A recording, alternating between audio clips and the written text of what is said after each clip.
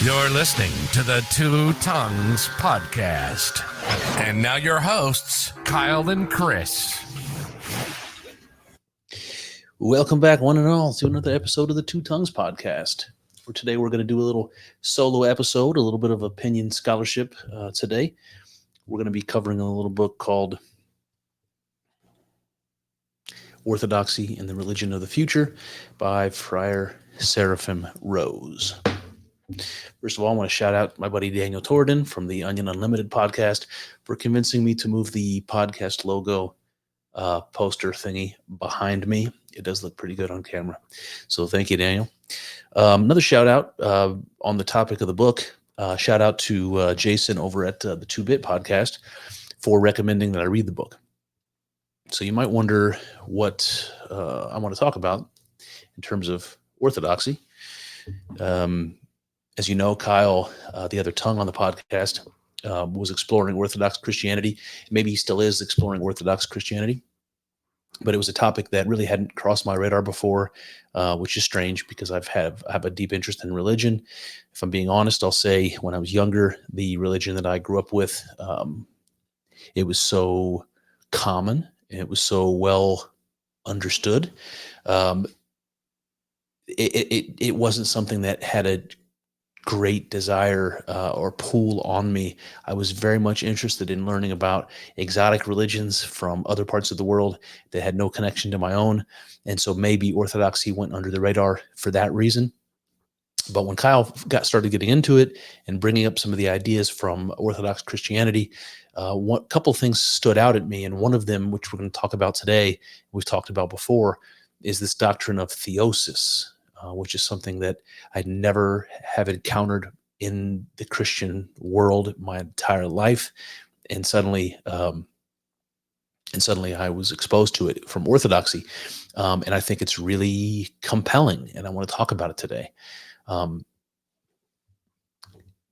any case, through those Orthodox circles, like the Jason at the 2-Bit podcast and David Patrick Harry from the Church of the Eternal Logos, and some of these other people that Kyle got me kind of connected with or kind of exposed to, it kind of led me deeper down this Orthodox path. And Jason from 2-Bit podcast said, "Hey, have you heard of Friar Seraphim Rose?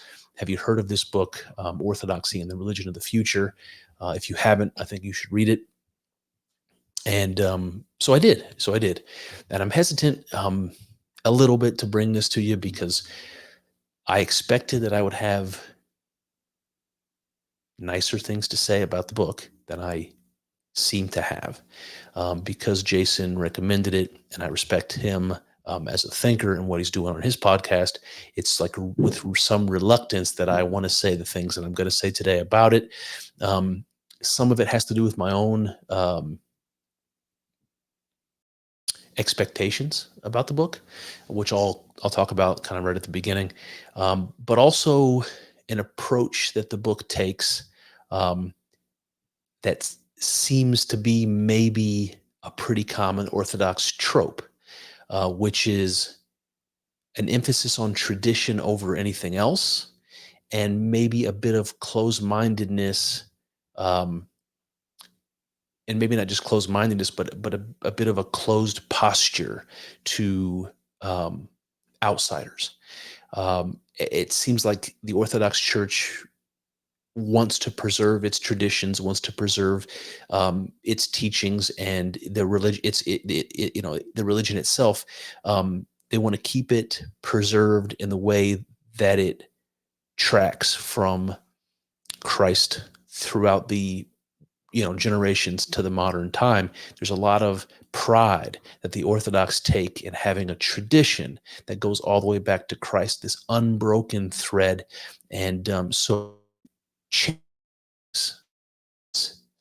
they seem to be reluctant to do, and I have support for that in some ways and questions for that in other ways, which I hope will become clear when we start getting into this book.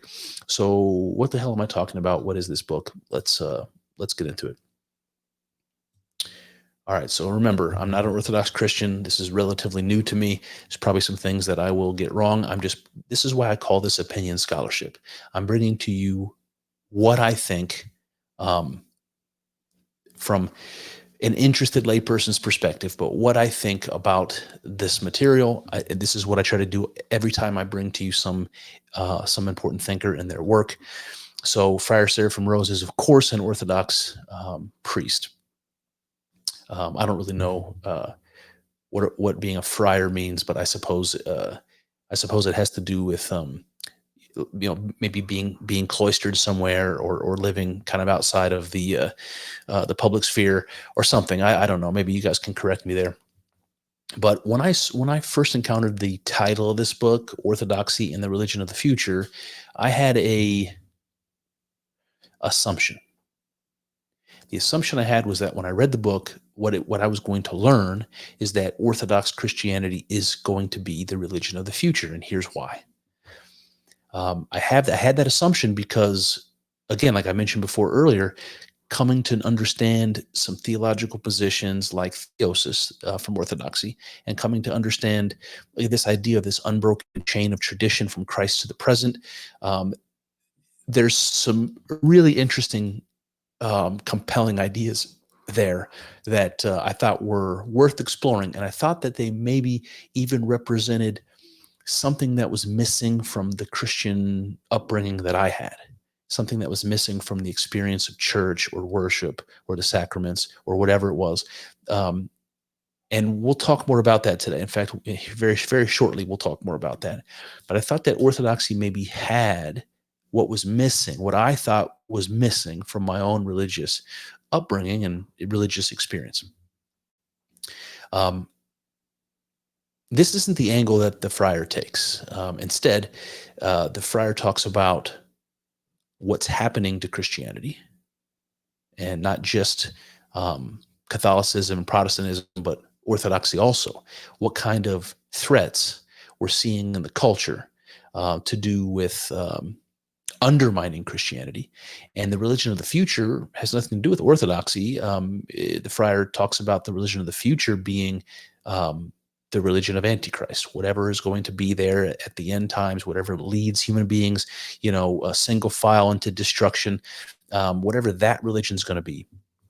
And this is all tied to, the book of Revelation and the end times and so forth, but that the religion of the future was going to be associated with our demise, not our salvation, not a revival of Christianity, but its downfall. So there's a little bit of a bummer for you. But again, it wasn't what I expected, and that has something to do with why I took the book the way I did. Other thing to mention is that Friar Seraphim Rose, this book, when was it published? Grab that for you. Originally 75. Okay, originally in 75. So maybe it was a different world in 1975 than it is today, but there's enough parallels that this is fine.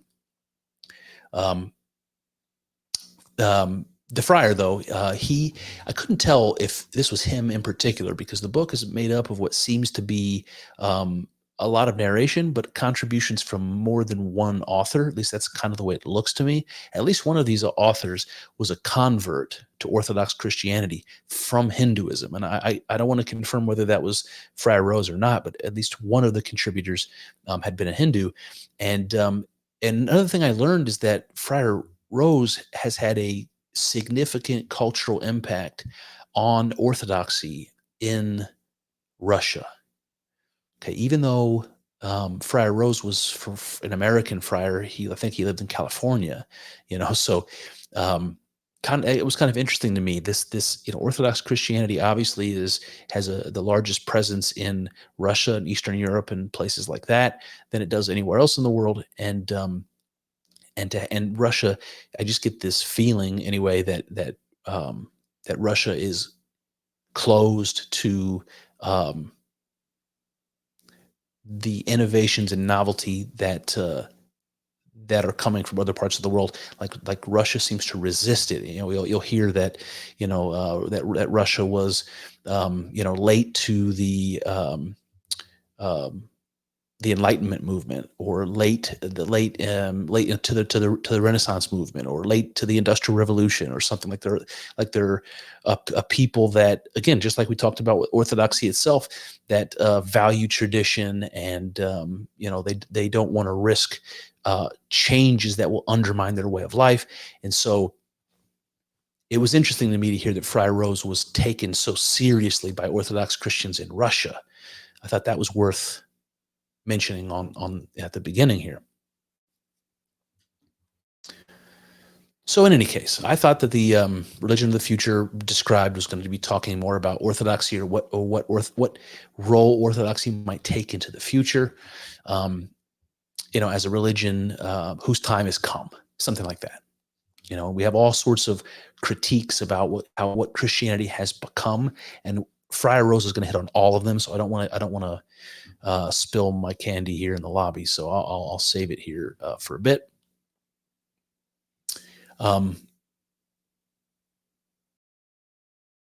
So one of the other themes of this book is a warning, really, against ecumenism.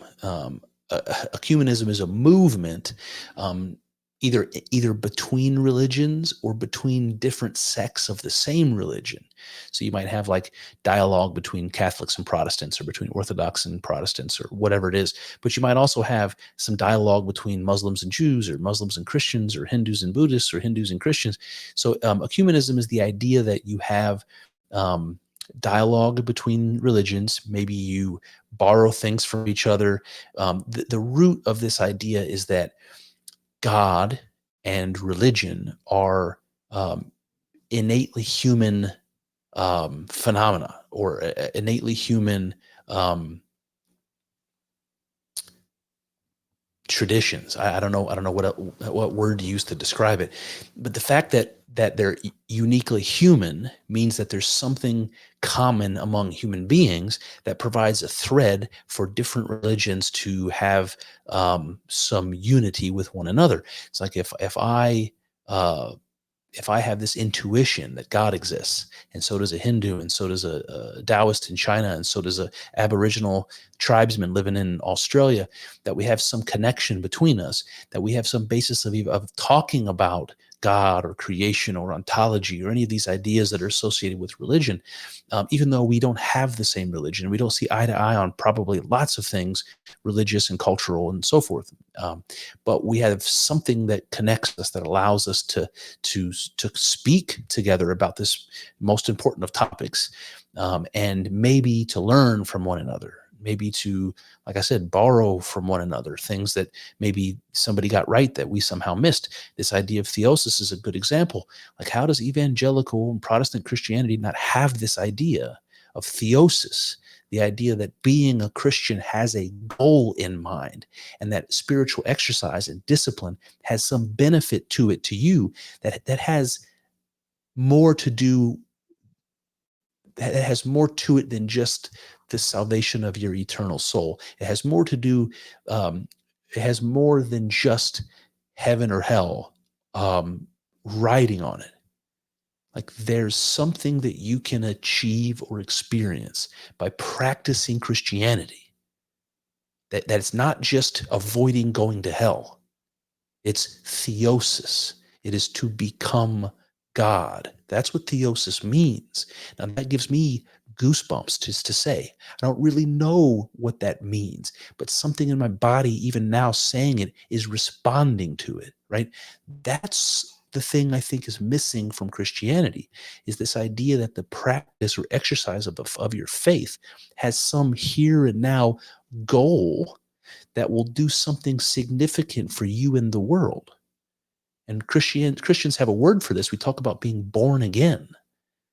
Right? Well, what does that mean? It means being born again, being somebody new from this point forward, having a different view of the world, having different values and expectations. And something about that is good, right? Or it wouldn't be the goal of a religious exercise. It's something about transforming yourself and the world for the better. That's more than just avoiding hell, isn't it? So I get off track here, so apologies. But this idea of ecumenism is something that he's putting particular emphasis on stomping down. Like Friar Rose sees this sharing of ideas among religions, and and dialogue between religions, and he sees the threat and not really the benefit at all. He sees this as being a threat of undermining the tradition, of watering down the tradition, something that will interfere with people's spiritual development. It'll interfere with their ability ever to achieve theosis. That ecumenism is a cancer. It's something that needs to be stomped out. And I'll let him do the justification for that. But I want to give you some idea in the beginning here that I don't exactly see eye to eye with the friar on ecumenism. I do see his perspective, but I also see another perspective. Again, Friar Rose sees ecumenism as a risk, a threat only. And I agree with him to some degree, but I also see another side. I see actual advantages to ecumenism. So I want to talk more about that. I'll try to do my best as we go through. All right. I want to read to you a couple of phrases that come from the book that we're going to encounter later, but I want to put them right up front because I want you to hear when I talk about what Christianity is missing, and what the religion of the future might be. If we have an opportunity to make it something that isn't the religion of Antichrist, maybe we should. And so what is the rub? What is the reason why a revival of the religion is of interest to Friar Rose and it may be of interest to the world? What has gone wrong that makes it necessary? And so let me just read this to you. He says, millions of Christians feel that their religion is dry, over-rational, merely external, without fervency or power. Many Orthodox Christians have lost the salt of true Christianity and the true and fervent Orthodox Christian life. Modern life has become too comfortable, worldly life too attractive. Orthodoxy has become simply a matter of membership or the correct fulfillment of external rites and practices. So many of you probably understand, maybe feel some agreement with some of that. I don't know how many of you go to church and it seems like going through the motions, or it seems like a social club without any spiritual component to it. When being a Christian is simply a matter of belonging to a church and nothing more. It's important that somebody's there singing the hymns and offering the communion and passing around the collection plate, but that's all it is, right? That's not good. It's not going to make people want to practice that religion. So you maybe you can empathize with this a little bit. Christians feel that their religion is dry, over-rational, merely external. There's nothing going on in here. It's about the optics of going to church. It's about the being seen there and fulfilling. Maybe it's participating in some tradition. I'm doing it because my parents did it, my grandparents did it. Maybe it's something like that, but it's not in here anymore. There's nothing that it's not in your heart exactly. There's no passion or life to it. That's when he says that most Christians have lost the salt of true Christianity. The salt, the thing that makes it enjoyable, right? The thing that makes it something. And it's become something more like a shell of what it once was, like an artifact of what it might be and once was. It's very sad, actually. And I could talk about why I think this is the case, especially in the West. What has gotten the religion to this place? But I won't. I'll save that for another episode. All right, so there's this kind of two threads that run through this book. This is a resistance to ecumenism, a resistance to the idea of mixing Christianity with other faiths, or even watering down Orthodox Christianity, which the friar believes, of course, true and up version of that should mix with other versions of Christianity. Not even the Catholics, not even the other Orthodox groups even. So there's this resistance to ecumenism, but there's also a warning in here, a warning against the seeker of spiritual experiences. And this I find to be the most difficult to wrap my brain around. And you'll see the perspective that the friar brings to it, but he's saying, look, people who get involved with spirituality or religion are seeking something. And that seeking is a common human quality. It's an instinct that we have. It's something that most, if not all people at some point in their life are going to feel a pull or a calling towards something infinite, something beyond concepts, something that seems like it's calling you from within. It's associated with all kinds of things. It's associated with the awe experience, the experience you feel when you look up at the stars or you see the sunset. There's something deeply in us that is religious and spiritual, and we don't know what that is, but it fascinates us. And though the person on that path is seeking something, and that something is a spiritual experience, some connection with this divine thing that we sense is there, but pretend isn't, in our modern, rational, materialistic world. And the friar is warning us against seeking spiritual experiences. Not entirely, but you're going to see that I will take some umbrage with him on this. The idea that you should avoid spiritual experiences while seeking spiritual experiences doesn't make a lot of sense to me.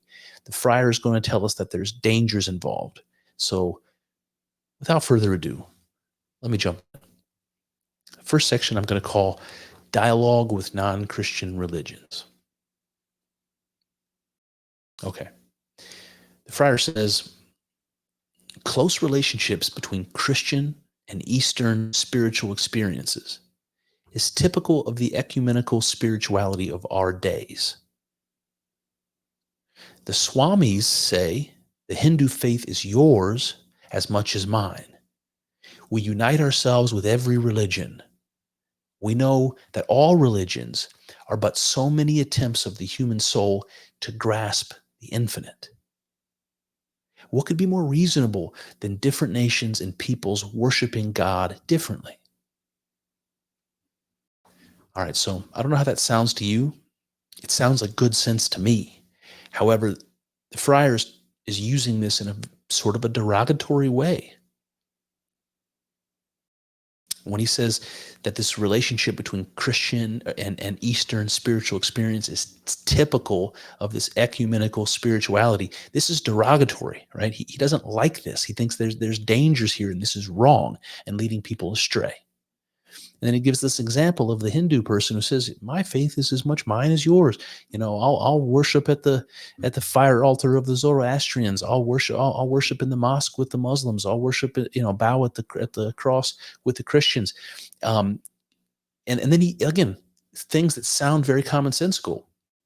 When he says all religions are but so many attempts at the human soul to grasp the infinite, I think there's no way of saying that is untrue. That is very true. All religions absolutely are so many attempts of human beings to grasp this instinct towards God. No doubt about it. And that means that there's some kinship between all religions. In my mind, no doubt about it. Does it mean some are better than others? Some are more right than others? Some are off the path more than others? Sure, it does. But does it mean that the religions don't all come from the same place? I cannot understand how you could make an argument otherwise. Of course, all religion comes from the same place. And it's not what the atheists say so often. It's not a tool for getting power over people. It becomes that, but it's not originally that. Originally, it's a reaction to that instinct, that human instinct we have in us towards God. And so he says, what could be more reasonable than different nations and peoples worshiping God differently? That's good sense to me, of course. People with different cultures and different languages and different histories and different struggles and different, environments and all, different family structures and on and on and on. Those people are going to formulate a model of what God is, what the world is, and what their place is in the mix differently from one another. There's no doubt about it. Does that mean one is right and the others are wrong? Well, many people like to say so. People who are advocating for any religious position, Christian or otherwise, they say our religion is the correct religion. Everyone else is wrong. I struggle with that. I think some are higher than others. Like I say, some are further down the path than others. It's very difficult to quantify such a thing. It's something that's instinctual. It resonates with me. I feel something to be aligned with other things I believe to be true, and that helps steer me in one direction or another. And I think people are all doing that. And human beings are fallible, so they're going to get things wrong. But I think to suggest that they have nothing in common and they shouldn't even open themselves up to the other, I think is a mistake. Does it come with dangers, as the friar is going to suggest it does? Yes. Does that mean it shouldn't be done? The friar says yes. I say no. All right, so let me just continue. He says, the combination of all sects will not be the church in the sense Christ founded it.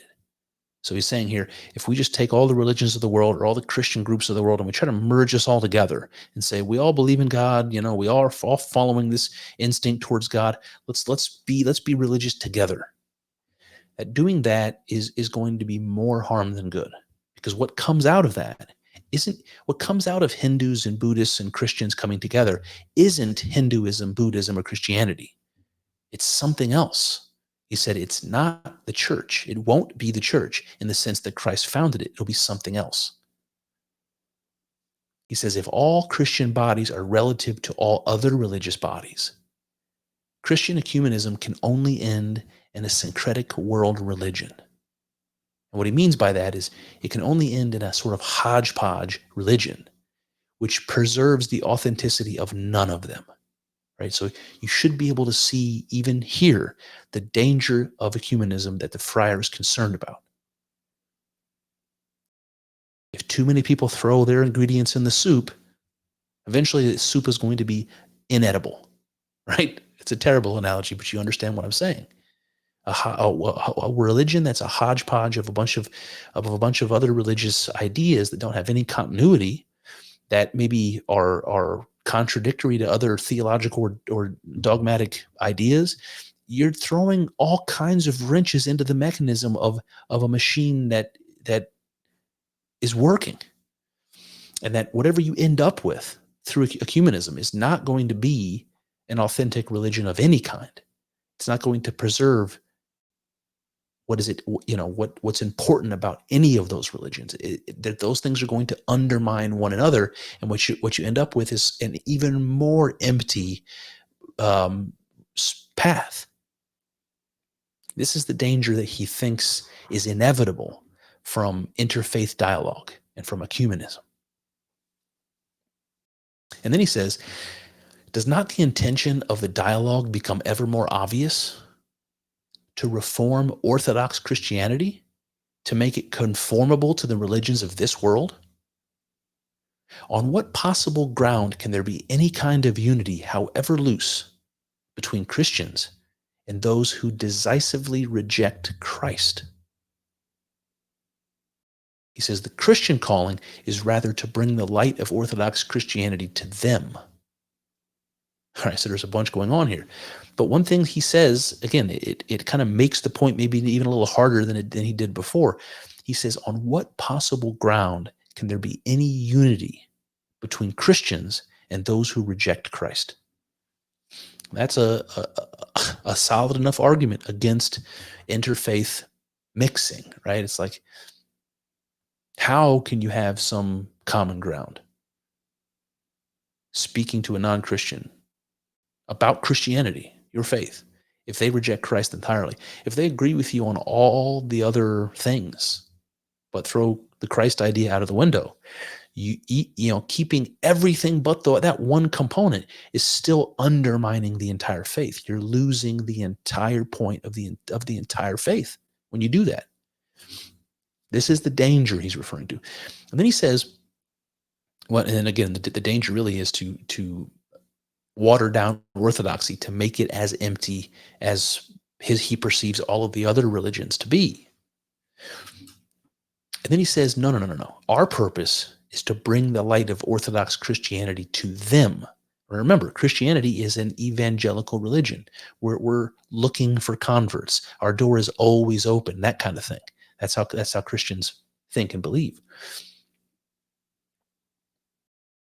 So their job is to make you a Christian, not to water down Christianity to accommodate you if you believe in something else. And most traditional conservative people see the sense in this. And I do too. I do too. But I don't think it's as cut and dry as this. But I'm going to let the friar make his argument further. So that brings me to the next section, which is called Power of the Pagan Gods. And it opens up with a quote from the Bible, from the Psalms, Psalm 95, which says unequivocally, all the gods of the pagans are demons. Okay. So this chapter is called, or this section is called Power of the Pagan Gods. And he opens up by telling us all the gods of the pagans are demons. I find this fascinating. Fascinating. I realize the Psalms date back to the Old Testament period, King David and all that. So all of the religions surrounding the Jews were pagan, were polytheistic religions. They all had many, many gods. So I'm thinking about the Greeks with their Zeus and Hera and Kronos and Rhea and, Prometheus and Hephaestus and Hestia and on I can go, right? The Greek gods. And then the Egyptian gods, right? Ra and Anubis and Sekhmet and on, right? And the gods in Mesopotamia, right? Ishtar and Baal and Apsu and Tiamat and An and Anu and Enlil and on I can go, right? All of these gods of all of these pagan religions are real, right? The Orthodox Friar Rose and of course the biblical, in the perspective of the Old Testament Bible here from the book of Psalms, you're getting an interesting statement here that the gods of other religions are real. Now, that's not something I was taught growing up. I was taught that one of the things that was important about being a Christian is disbelieving in the reality of other gods. That monotheism is what separates Judeo-Christianity from the rest of the world. That was the tradition that brought about Islam and all the other, monotheistic faiths of the world. It was a significant cultural divergence. It was a novel thing when it happened. Monotheism was almost abstract and conceptual, and that the consequences of monotheism is literally to change the world, to change the hierarchy of society and government, the idea of natural laws, it literally changed the world, this idea of monotheism. But here, we're going to talk about pagan religions for a second.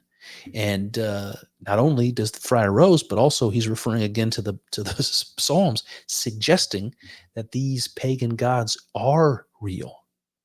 We call them demons, but they are real. Not only are they real, they're powerful. Okay, now this is something I struggle with. I call myself a radical monotheist. I don't have a tremendous amount of good reasons, I suppose maybe that's not the right way of putting it, to defend this position of being a radical monotheist. I mostly point to my intuition the way I did before, how things seem cohesive with reality to me. They seem more or less right. And there's something that's intangible about that, something that I'm going to call instinctual, that helps me to steer my way and navigate through this territory. And I've always thought that monotheism is right. There's something about monotheism that's deeply right. And if there's only one God, there can't be demons. There can't be angels even. So this was a theological thing that I continue, but this dates back to being a teenager. I continue to struggle with. This idea that there might be intermediary divinity between of reality, Most High, that maybe there's such a thing as entities or beings that exist in between somehow. You call them gods with a lowercase g, or you call them angels or demons, or you call them asuras or devas, or you call them, Ajiji and Anunnaki, whatever you want to call them. It's like I think it's interesting, but there's something about my intuition that tells me that's wrong. And I know it's more complicated than that, but I just want to be honest with you that my instinct is when I hear all the gods of the pagans are demons, that I push back from that a second. I'm like, boy, the ship in my heart is steering away. I want to steer around this concept. I don't know that means it's right or wrong, and maybe it's more of a calling for me to explore this more. It's just kind of woo-woo and something that I have continued to struggle with, mostly because my idea of monotheism doesn't really allow for intermediary gods. And when I talk about entities that are divine, that exist in between here and God, we think of angels and demons. We think of ghosts and spirits. And I don't know. I just don't know. All right, so I'll put that aside to the side. All right, back to the power of the pagan gods. He starts like this. Hinduism appeals particularly to pride. Hell is only a temporary state of the soul brought on by our own karma. Original sin is transmuted into original divinity. And nothing I could ever do would abrogate this glorious end. I am divine. I am God, the infinite dreamer, dreaming finite dreams. All right, so my reaction to that is goosebumps. The friar is talking about this in a derogatory way, and you can see you don't have to be a advanced Christian to understand when he says Hinduism appeals particularly to pride. What he's referring to here, pride is supposed to be the sin of the devil, right? Lucifer thought he could compete with God or transplant God, that he could be the Most High. The sin of the devil, from the Christian perspective, is the sin of pride. And so when he says Hinduism appeals particularly to pride, this is saying, put your guard up, because this is not just bad, this is real bad.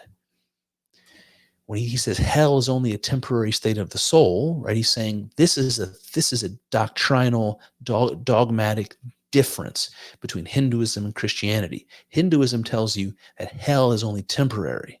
Christianity says, no, fuck that. If you find yourself meriting hell, that's it for you. You're going to be in that state for eternity, right? So this is different, right? Then he says original sin, which we understand in Christianity, of course, the fall of man in the Garden of Eden, the first time we disobeyed God and carried this curse for the rest of our species existence. Original sin, they said, is transmuted into original divinity. Very, very stark contrast between Hindu theology and Christian theology. Christians say human beings are from conception tainted, right, by this original sin, or in need of salvation, and that's the whole reason for the existence of Jesus, according to a Christian. A Hindu says, wait a minute, from the moment of conception, you are not a tainted, fallen being. From the moment of conception, you are God being brought into this world. Everything to, I don't want to say Hindu broadly, because there's the friar does that, and I think that's a mistake, but he does talk about Vedanta Hinduism specifically, and in that branch, in that school, they do believe the cosmos in its entirety is a manifestation of God, is an incarnation, right? Christians believe Jesus was an incarnation, or the incarnation. The Vedanta Hindus believe the cosmos, that being itself, is the incarnation, right? There's some overlap there. There's some important overlap there, but the model's a little different. So to somebody who's a Vedanta Hindu, it's the moment you're born, the moment you're conceived, you are God being brought into this world. The infinite dreamer, God, having this experience of being a self, dreaming finite dreams, he says. And then he says, nothing I could ever do would abrogate that. I'm already God. The moment I'm born, I'm already God. My fate is to be God. It's not to burn in hell, right? Nothing I could ever do changes the fact that I am God. Right? That's a very different thing from the Christian perspective. You need salvation from the Christian perspective. You need God from the Christian perspective. From the Hindu perspective, you are God, and all you need to do is realize that. All right, he says, in Hinduism, he says, the disciple is invited to verify the philosophy by his own experience. Nothing has to be accepted on faith. You are told, try it, see if it works. He says, when experience is emphasized above doctrine, the normal Christian safeguards which protect one against the attacks of fallen spirits are removed, opening one up to be used by demons. Okay, remember, the gods of the pagans are demons. And Friar Rose is saying, if you open yourself up to these Hindu practices or Hindu spirituality, what you're doing is making yourself receptive, not to God, but to the gods of Hinduism, to demons. Okay, now that may seem like a childish objection. I think whether or not it is childish has much to do with your understanding of what a demon is. And most atheists out there believe a demon is something like a cartoon that doesn't exist, that doesn't have reality. And there's psychologists and spiritualists and religious people certainly that would disagree with you. What a demon is, or what it means, or what sin is, or what sin means, has everything to do with whether you take this seriously. I think there's reason to take this seriously, but I want to acknowledge that it sounds,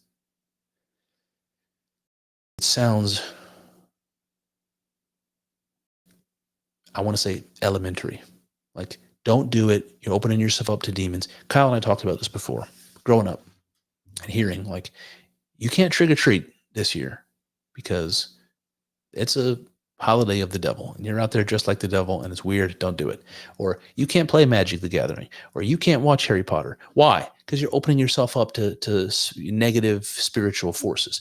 This is the idea that I think should be taken seriously, but I also understand why you might laugh that off. And that boils down to how what you understand a demon or sin to be. I hope that makes sense.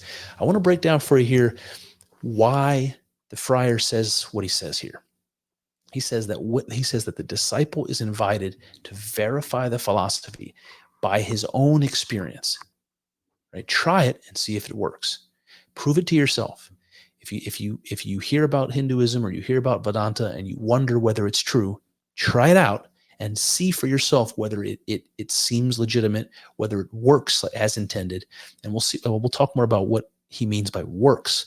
But he says that the philosophy can be verified by your own experience.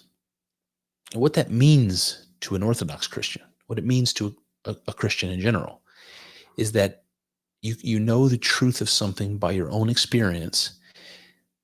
That removes any sort of external authority from the process, right? If you can determine for yourself whether it's true, do you need the church? Do you need a priest? Right? If the answer is no, you can see how there's a threat here. This was what caused the Gnostic groups in early Christianity to fall from grace and to be buried by the Catholic Church, because they believed that spiritual experience was individual and unique and personal. It wasn't a communal experience. It wasn't an experience that involved the church as a group. It involved only you and God. Okay, and this is what the Hindus are saying, and this is what he's saying. You can verify the philosophy by your own experience. That means you don't need the priest. You don't need the church. That's a very dangerous thing to say to an Orthodox Christian, right? It sounds like a threat. Then he says nothing has to be accepted on faith. Well, Jesus, that's directly what the Bible requires of you.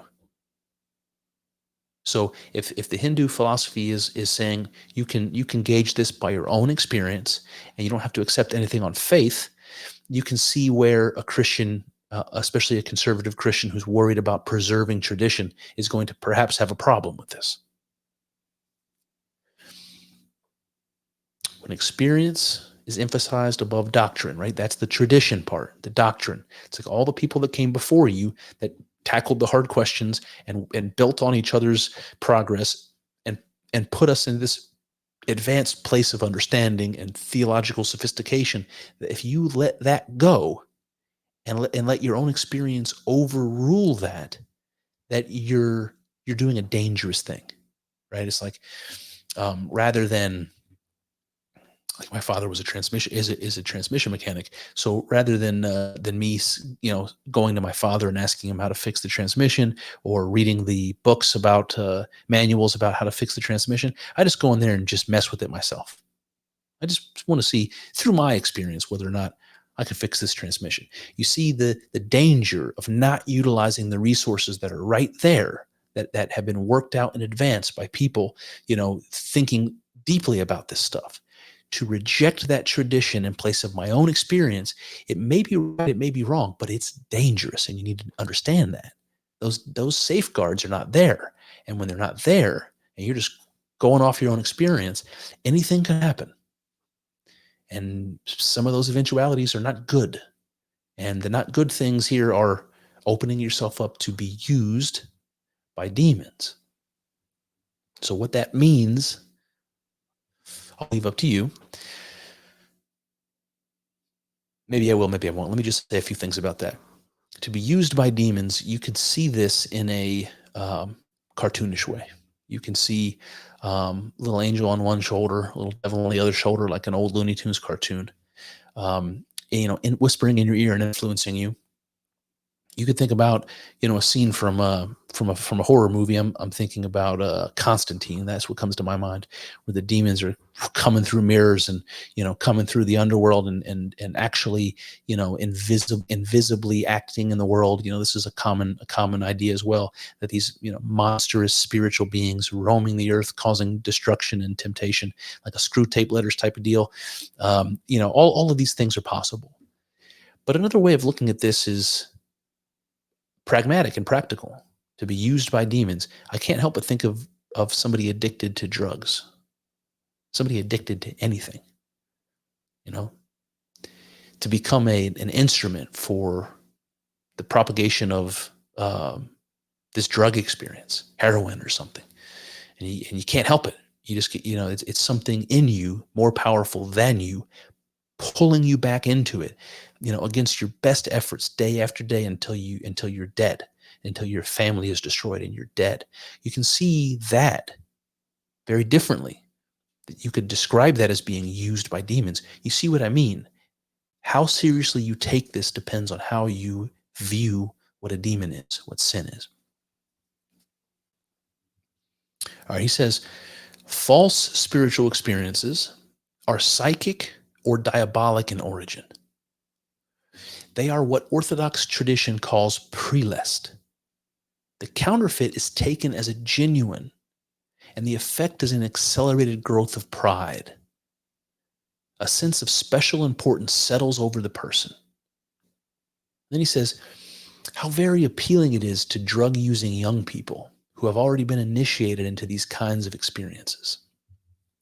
Okay, so he's appealing to doctrine here. He's doing this for a reason. He's saying, look, in the Orthodox tradition, we've been here.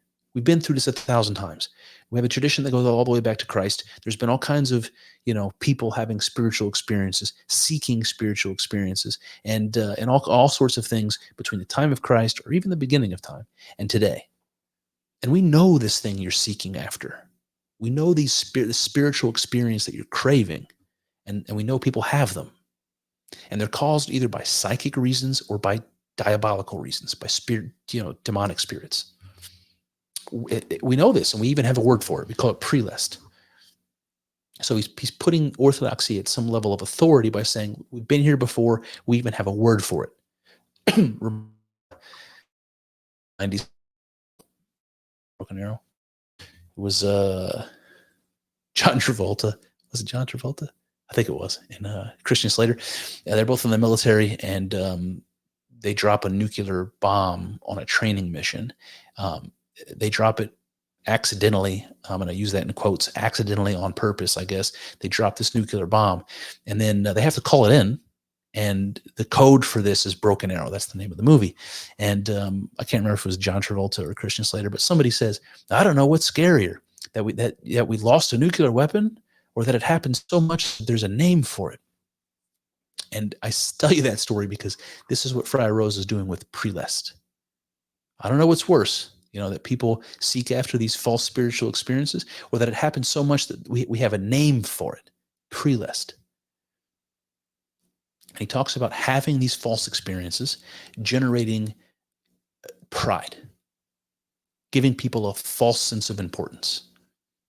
And then he relates this to people who do drugs. And by this, he doesn't say, but he must mean psychedelic drugs, because there's lots of drugs that don't cause spiritual experiences, but psychedelic drugs reliably cause spiritual experiences. So I assume this is what he's talking about. And people who have these, and I want to focus on this for a second, because I want to be honest with the idea that my objections to Friar Rose's book has something to do with the fact that what he's saying here directly applies to me. Somebody who's had a mystical experience, very commonly caused by some sort of psychedelic or psychoactive substance. And you can get there other ways. We've talked about that. You can get there from fasting, sleep deprivation, sensory deprivation, ecstatic ritual. There's all kinds of things that can get you there.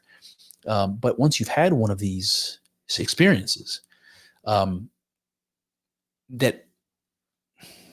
maybe it predisposes you to want to have more of them. Maybe it like pulls you deeper into this rabbit hole of prelest, where you're getting deeper and deeper and further away from the direction you think you're moving in. Like you think you're moving towards the divine and you're not. Like it's some sort of a danger in that way. But this idea of pride, it comes up so much that I just want to touch on this for a second. When you have a mystical experience, the idea that it causes you to feel proud and it gives you a special sense of importance. This is so commonly said against the authenticity of those sorts of spiritual experiences, that I have to say, I do think it's possible for people to have a mystical experience and say things like the Hindus say, everything is one, everything is God. But to suggest that gives you a feeling of pride or special importance, I think is questionable. It does happen with some people. There's this idea of solipsism that gets talked about, and even nihilism that gets talked about in this regard. So you can imagine somebody has an experience like this. They come to realize everything is God. And when they come down from that experience, they're like, shit, that includes me too. I'm God, and so is everything else. Somebody who does that may feel like, if I'm God, I can do whatever I want. If I'm God, the world is my playground. If I'm God, other people don't matter. I think that's possible. I think that's what the friar's pointing to here, like a Luciferian arrogance that comes about. I'm special because I realized I'm God. However, it's very obvious to me that is a bastardization of the experience. Like maybe that's more likely to happen or be the interpretation. Because these experiences have to be interpreted. They're not, comprehensible. Right? That you have to think about them and understand what they mean over time. I think you have to be starting from a place of psychopathy. You have to be starting from a place of megalomania to have a mystical experience, and the effect of that being a growth of your own pride and ego and sense of importance. I think that is incredibly rare. It's not something that can be pointed to like that's what's going to happen. I think that's incredibly rare because it's incredibly contrary to the spirit of the experience. To have a one with the universe experience, that unitive experience, to realize that everything is God and that includes yourself. That is not an experience that makes you feel proud. That's an experience that makes you feel incredibly humble. It makes you feel incredibly small under the shadow of this greater thing that you have realized you yourself are. Okay? If everything is God, that's not just you. You can't be solipsistic and say, if I'm God, then I make the rules and everything belongs to me. That is so far from the truth of the matter that it's almost laughable to me. It's very difficult for me not to lose this respectful tone that I want to preserve here. When you realize everything is God, it's the opposite of pride. It's not to look in the mirror and say, I am God, and feel yourself flowing with power. It's to look at a dog on the street and a bug running across the sidewalk and seeing God in them. It's holding your newborn baby and seeing God in it. It's watching that sunset and seeing God in it. It's like being God doesn't make you special. It just makes you a part of it. Being God doesn't make you special. It's shared by everything. So it gives you no sense of importance, certainly not a special sense of importance. And it's not something that can give you pride, because there's nobody below you to lord it over. Everybody is the Lord. Everything is the Lord. So this is what I mean when I push back against this objection that a spiritual experience is false and will cause you to swell your ego and be consumed by pride and follow the path of Satan. I think not only is that, I think it's possible in a very minority of cases. I guess I can leave it at that. I think it's very unlikely that will happen. And I think it's very unfair to say that those sorts of spiritual experiences are false or that they're prelest. All right. Moving on. He says, Hinduism and Christianity cannot blend or enrich each other because the dogmas each defy the other on the nature of God, of man, and the purpose of human existence. He says, the ultimate sin for the Christian is the ultimate good for the Hindu. So what does he mean by that? The ultimate sin for the Christian, right? Picture the Tower of Babel, or picture the sin of pride that we just talked about with Lucifer, right? The worst possible thing. The sin of pride. It's to try to climb, for a man to build a construction that will allow him to climb to heaven, or for Lucifer to think of himself so great that he can usurp the God of heaven, right? This is the ultimate sin for a Christian. To blaspheme, this is the ultimate sin of a Christian. To say, I am God, right? That's the ultimate good for a Hindu. That's what he's saying. That's what the Vedanta tells you, that the divine realization is that you are God. Everything is God. But if I'm a Christian and I say, I am God, then I'm no better than Lucifer, right? I'm trying to sit on the throne myself. I'm doing something terrible. He goes on, he says, for the Hindu, the only sin is not to believe in yourself and in humanity as God himself. In the words of Swami Vivekananda, quote, salvation consists in that man is God, unquote. He says it denies all distinction between sacred and secular. All right, so just let me nitpick you for a second.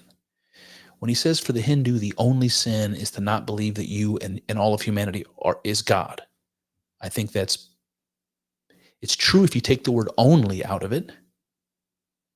Like, it is a sin, I suppose. It's that they don't call it sin; they call it Maya. It's this illusion that falls before your eyes that you have to struggle to overcome, so that you can see reality as it really is. And that's a revelation that you're after. That revelation is that all is God. But even the friar earlier talked about karma. So to say the only sin for the Hindu is to not believe you are God is silly. Karma is a matter of your actions, just like we would suggest, via venial sins, let's say. So again, I'm being a little nitpicky here, but this last bit I think is important. When he talks about one of these Vedanta swamis that came to the United States, Vivekananda, who said salvation consists in that man is God. Okay, that is again an important doctrinal difference. I mean, I can't think of a more important one. In Christianity, the idea is that we're fallen and in need of salvation, and that salvation comes from Jesus, the sacrifice of Jesus. What the Hindus are saying here is that salvation consists in that man is God. It's not that you have to ask God for forgiveness. It's that you have to realize you are God to understand you already have it. And you might think of this a little bit nitpicky too, like the way that Catholics and Lutherans argue about doctrinal things, like, is a baptism valid if you just sprinkle water on somebody, or do you have to submerge them? When you take communion, is it transubstantiation or consubstantiation? Is it symbolic, or does this wafer actually become the body of Christ? These kind of arguments, which can tear churches apart, but in retrospect, just having the conversation with you right now, it seems silly to me. Is this distinction like that, where a Christian says, I need to get salvation from God, and a Hindu says, you need to realize you are God to understand you've already been saved, right? Or something like that? Like, is this a doctrinal difference on the level of transubstantiation versus consubstantiation? Or is it deeper than that? Friar Rose thinks it's deeper than that. It undermines the entire faith of Christianity to not need Christ as the Redeemer. Where a Hindu is just going to say, hey, look, you are already the Redeemer. And conservative Christians, probably pull back when I say that, and I understand. And then he says it denies all distinction between sacred and secular. And this is something that I think Kyle and I had a little bit of difference about. Like, it's important in Christianity. It's important in lots of religions. There was a book written by Mircea Eliade. It was called "The Sacred and the Profane." It was exactly about this sentence here. There's no distinction between the sacred and the secular, and it's important in Christianity, right? You have a fallen realm of sin and matter, and the sacred is sort of the exception. It's something that's set aside to show you what's possible. And under Hinduism, if you believe everything is God, then the secular, everything becomes sacred. Everything is God. And I have a hard time thinking that is worse, that is a worse way of thinking about the world. Do you need to walk into a church where people act a certain way and things are beautiful and things are cohesive? Do you need to have that experience to turn around and look at the world outside of the church and say, we can change our behavior out there too? We can make the world beautiful out there too. Like, do we need the contrast of the sacred as some driving force in making the world better? Or if we realize that there is no distinction between myself and you, between myself and the world, is that not a better motivator to act differently in the world, to see the world as beautiful, to want to act and behave differently? And I think this goes right to the heart of Christianity.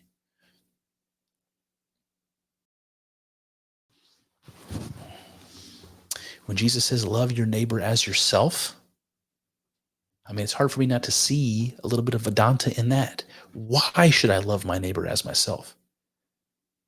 Maybe I fucking hate my neighbor. His dog shits in my yard. He doesn't mow the grass. He has loud parties all night, keeps me up. Why do I have to love my neighbor as myself? A Vedanta Hindu has no objection to that because they already see the logic. They already see the answer. It's obvious to them. Why should I love my neighbor as myself? Because it is my, and every I should treat him with respect. Of course, I should look, uh, I should interact with him on that basis, that he is as divine as I am. And we owe each other a certain level of respect and kindness and understanding.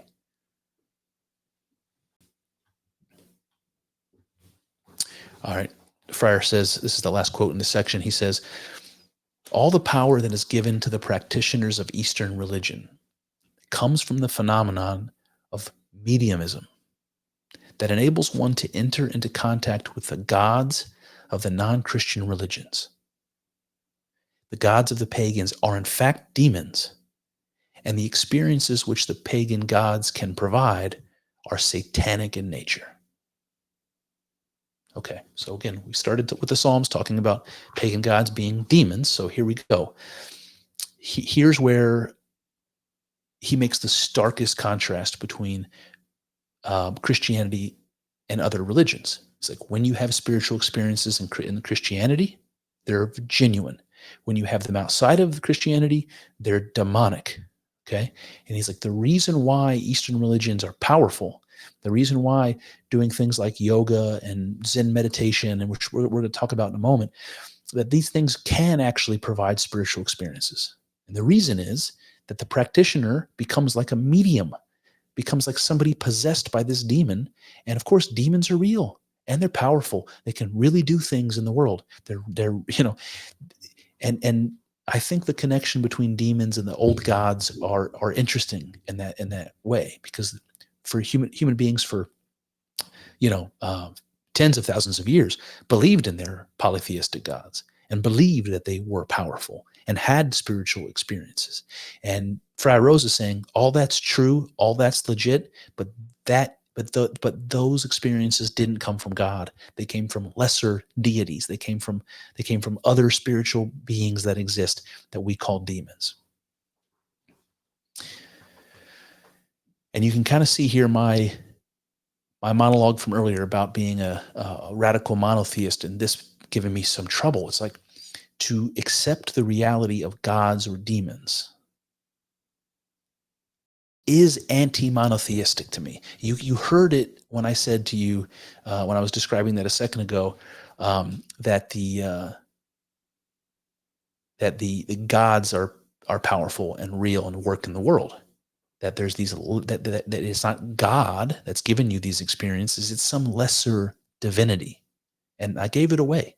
To say lesser divinity to me seems like I'm talking about polytheism. It seems like I'm talking about other gods apart from the only God that exists. Now, anybody who's had a mystical experience believes that in their heart of hearts more deeply than most Christians who've ever lived.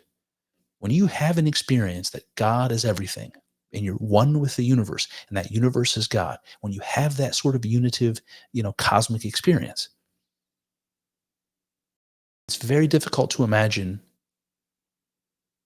anything existing outside of it, because you, in that experience, have validated that there is nothing outside of it. There are no lesser gods. There's only this one cosmic thing. I've had one of those experiences. I'm biased in this direction, and it makes it difficult for me. There are other theological reasons why I can support this, but this is the big reason that I have trouble with this idea of demons. All right, just for a second, we're going to talk about some of these practices, yoga and Zen. So I'm going to call this section Yoga and Zen. He begins like this. He says, Hindu yoga is composed of breath control and certain physical postures, in which one meditates. He says, the art is to empty oneself of all thoughts, but this one idea, man's true nature is God. So imagine just praying and meditating on that solitary thought. I've done this many times since my own mystical experience, just trying to remember what it was like to see everything, all of experience, as God. It's just such a beautiful experience, such a profound experience. Sometimes I think about it. Maybe I'm trying to have that experience again. Maybe I'm trying to recreate it or like bring it out of myself. It hasn't worked, but it's just pleasurable in some way to reflect on that experience. So this is what yoga is meant. You're meant to be doing while you're doing the exercises and breath work in yoga. Now I want to read to you a quote from a Benedictine monk who was practicing yoga, because I want to tell you how it was described. Let me just read you the quote. The Benedictine monk practicing yoga, right? This is an example of ecumenism at its worst. You have a Christian monk who's practicing this Hindu spiritual practice, and he says this: every day the exercises make it easier for the grace of Christ to flow in me. I feel my hunger for God growing and my desire to be a Christian in the full strength of the word. Okay, so I believe my own mystic experience is really a reflection of what he just said. Like, I feel the same way. I had this mystical experience. It wasn't in the church, even though I was raised in a Christian family. I have that that background. This is not an experience that happened in the church. It's not an experience that happened in a Christian context exactly, but it did make it easier for me to feel my hunger for God growing, my desire to be a Christian. It's actually kind of relivened it. My own mystical experience, along with people like Jordan Peterson, have reignited this interest in the faith of my own family and forefathers.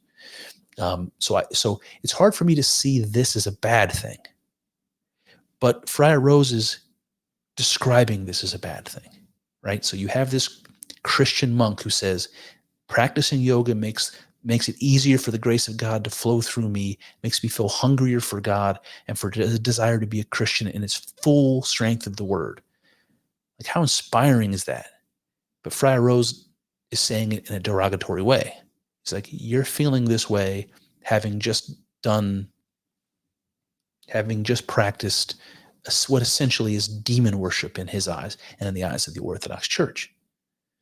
So if it's demon worship that's making you feel hungry for God, you're in some kind of delusion. There's not even any possibility in Friar Rose's mind that this might be a genuine positive thing. It's a trick of the devil. And he says so. He says, anyone who understands the nature of prelest will recognize in yoga striving for divine feelings, willingness to be seized by a spirit, self-intoxication mistaken for a state of grace, and mystical revelations.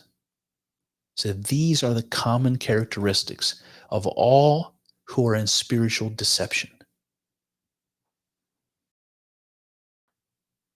So I don't know if this feels like a slap in the face to you, but it does to me. It's like, anybody who understands prelest knows that when you're practicing yoga and the things you're feeling, like striving for divine feelings, I can't help but think about Jesus saying, seek and ye shall find, right? Striving for divine feelings. Even Jesus suggested that we should, and we do. But Friar Rose is saying, no, striving for divine feelings is a telltale sign that you're in spiritual deception. He said a willingness to be seized by a spirit, like it goes back to that mediumship idea that he talked about earlier. You're opening yourself up to be possessed by a demon. But what if the spirit you're opening yourself up to be seized by is not a demon? What if it's God himself? I mean, we hear Christians say these sorts of things all the time. They want to be emptied and filled by the Spirit of God. They want their voice and their actions in the world to be the voice and actions of God. They want to be filled with the Holy Spirit. They want to be possessed by God. Right? So Jesus tells us to seek and ye shall find. And Christians want to be God-like and to be filled with the Holy Spirit and to be God's vehicle in the world. Right? But if you're doing this out of the Christian context, then it's spiritual deception. So to me, it seems like if you're looking to have a mystical revelation, or if you're looking to receive the grace of God, if you're looking to be filled with the Holy Spirit, and you're striving for divine feelings, all of this stuff seems like a legitimate part of that instinct towards God that I was talking about at the beginning. Their feelings and drives and psychological aptitudes and all this that every human being has, and represents some sort of calling from within ourselves, some sort of seeking. Arthur Schopenhauer, the philosopher, had this phrase, restlessly striving, that he used to describe human beings. And I think that's true. And I think what it is we're striving after is God. So human beings are, in fact, restlessly striving towards this. Everything we've just read here, where we're talking about what yoga is doing, seems absolutely legitimate from a Christian perspective. And we see examples in the Bible of people who are striving for divine feelings, people who have spiritual experiences, visions, revelations, states of grace. So all of this to me seems suspect to me. It's like, and it clearly is for Friar Rose. And to his mind, if you're having these things not in the context of Christianity or the church, then you're devil worshiping. You're devil, either knowingly or unconsciously. You're devil worshiping. That there's no possibility that if you open yourself up to be seized by a spirit, that the spirit that will seize you will be God. There's no possibility of that if you're not doing it in the church. I don't know. I don't think that's right. For not least of which, because people have been having genuine spiritual experiences since the beginning of humanity. We know this from cave paintings that are 35, 40,000 years old. We know this from archaeological sites and burials. We know this from all sorts of reasons that human beings have had spiritual experiences since the very beginning. Since before there was a single Jew that existed, from before the stories that are told in the Old Testament were ever told, there were people having spiritual experiences. Now, Friar Rose seems to imply here that all of those people were demon possessed, and all of those religions were false.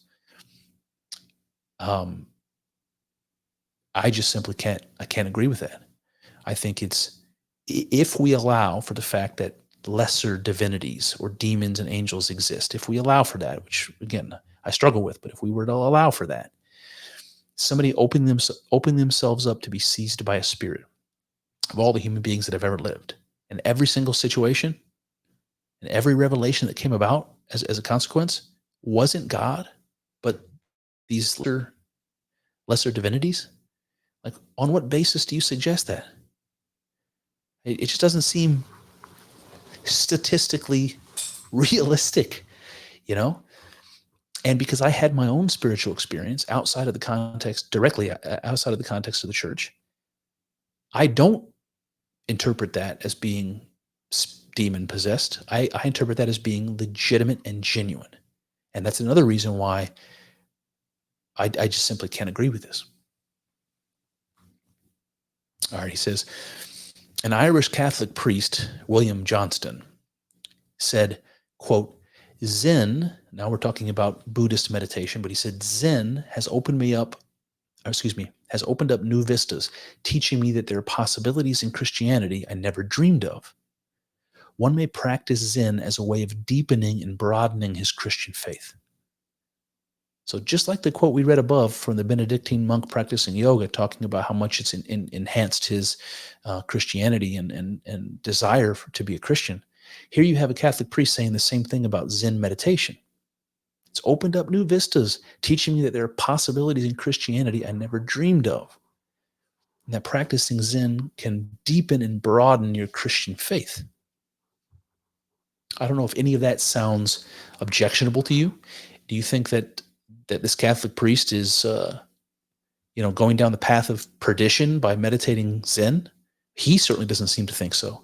Nothing about what he says here makes me think that he is, doing something wrong or opening himself up to demons. It seems like he's legitimately broadening and deepening his Christian faith. Now, Friar Rose tells this story, uses this quote for the same reason he used the one about yoga, in a derogatory way. Because what does it mean to deepen or broaden Christian faith? See, to Friar Rose, it means adding something to it or taking something away. It's changing. It's going off the path of tradition. It's going off the path of the church, the scriptures, that. So you can't deepen or broaden Christianity. You can only accept it in its true form. And in Friar Rose's opinion, that's Orthodoxy, Eastern Orthodoxy. Anything that you're doing to deepen it or broaden it is, again, it presumes something being added or reinterpreted, changed, diluted, something. And again, any level of that to a traditional Orthodox person is dangerous. It's potentially undermining the entire enterprise. So even though on the surface, this to me sounds great, I think, the priest William Johnston is, doing what he suggests Zen is doing, deepening his Christianity. But Friar Rose says, nope, it's putting him on the path of deception. It's like unequivocal for him, and I find that to be off-putting. It's unequivocal to him, like he cannot consider that maybe this is genuine. Maybe it is in fact deepening his Christian faith. It's inconceivable to Friar Rose. All right, he says, the aim, he's talking about Zen, the aim is the same as yoga, to abolish rational thinking and attain a state that enables one to go down to a deep and beautiful realm of psychic life. He says the experience is somewhat similar to that achieved by taking drugs, since they have been awakened to the realization that there is a depth in the mind worth exploring. And yet this experience opens up a new approach to Christ. Okay.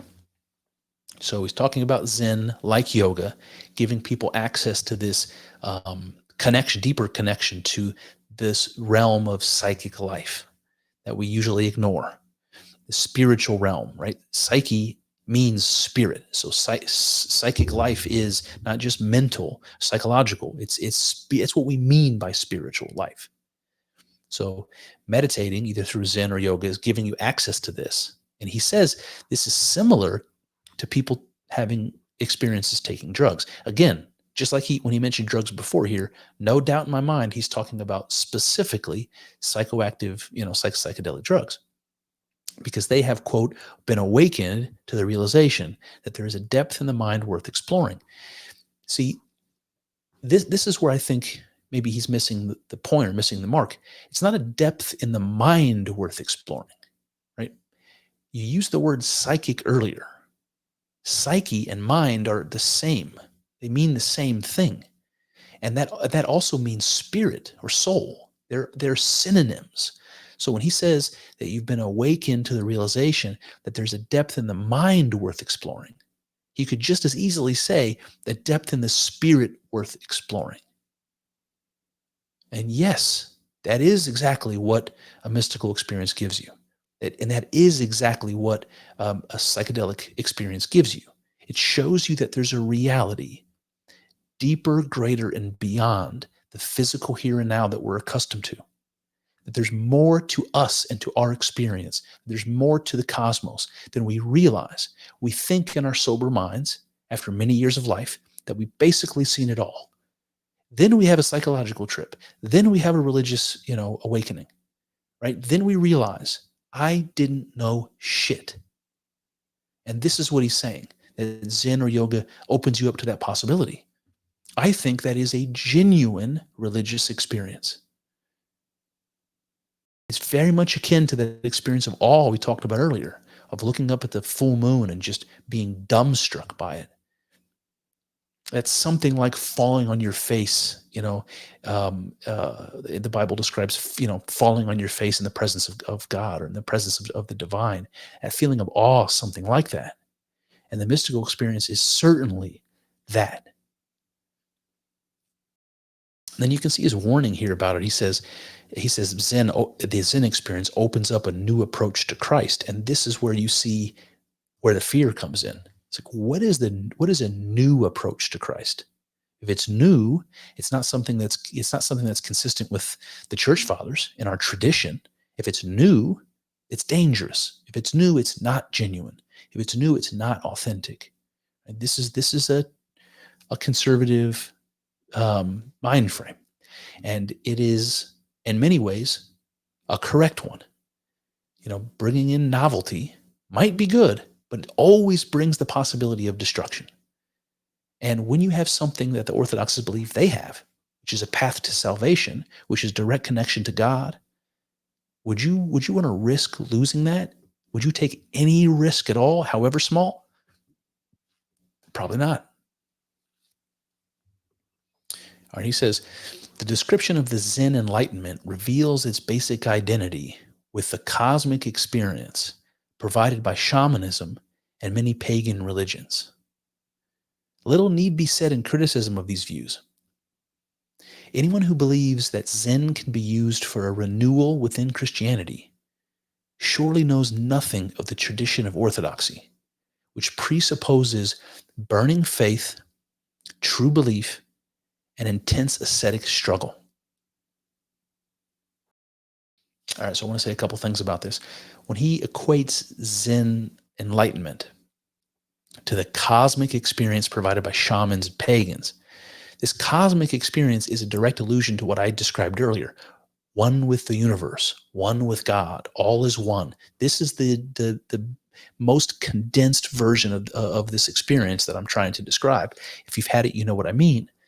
And he says this cosmic experience, the same one that is the basis of Vedanta Hinduism, that this is something that is provided by shamans and pagan religions.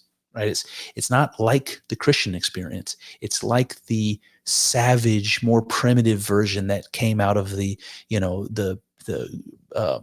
groups of people that existed before our great culture. It's something like that. It's kind of an elitist attitude that I get when I read this, and I say that because I believe shamanism and animism, the idea that the world is filled with spirits, including yourself, and shamanism, the idea that you can communicate with those spirits, that this is the most ancient form of religion. It was our very first, codification of our own instinct toward God that I was talking about, this human instinct towards God. It first took form in this idea that the world is full of spirits, including myself, and that it's possible to have communication and interaction with those spirits. And if this cosmic one with the universe experience is that was being provided by shaman, I don't see a distinction between that and any religious experience. Every human being is capable of having this cosmic experience. Everyone who does says it was divine and spiritual and profoundly impactful and changed my life. Anybody who's had it feels themselves born again. And to suggest that it's not legitimate,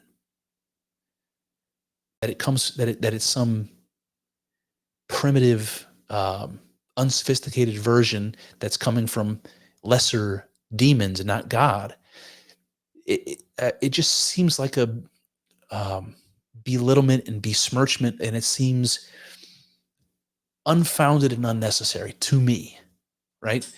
When he says that the Zen experience couldn't possibly renew Christianity because it doesn't involve any of the things that the Orthodox path requires: burning faith, true belief, and an intense ascetic struggle. Like, how could you possibly know that? Has Friar Rose become a Zen practitioner? Has he talked to any? Because I think if you talk to any anybody who meditates, especially as Zen master, you're going to be told that intense ascetic struggle is absolutely part of it. You're going to be told burning faith and true belief is absolutely part of it. And so the way it seems to me is that Friar Rose, when he talks about in this particular quote, it sounds like an ad hominem. It sounds like somebody's arguing with somebody, and rather than arguing the point that's on the table, they try to tear down the person. So Friar Rose is trying to tear down Zen as an establishment, as a way of undermining having to really debate whether the practice of Zen is different than the Orthodox practice. If the practice of Zen does involve burning faith and true belief and intense aesthetic struggle, how can you say it's not genuine if those are the hallmarks of a genuine Christian spiritual experience? See, to me, it sounds like an ad hominem type of an attack that associates paganism and shamanism, with an ease of earning this experience or something. Like it's inauthentic. And I think that quite the contrary is true. I think shamanism is a very ancient and primordial form of religious expression, that it has. Every religion, including Christianity, has its roots in shamanism. I have no doubt about that. And an argument could be made, but I have no doubt about that. So to hear Friar Rose besmirch shamanism and pagan religions and the experiences that they're giving their followers, historically, as easy and the work of demons, boy, it just seems it doesn't seem like a genuine objection. Lastly, in this section, he says, Zen appeals to the pride of those who think they can save themselves and thus have no need of any savior. Its tragedy is precisely that it has no Christ in it and thus no salvation. Now, this to me is a more realistic objection. So forget trying to tear down Zen and saying that it's this easy practice that doesn't involve aesthetic struggle or true belief and that it's, phony. Instead of saying that, say what you just said.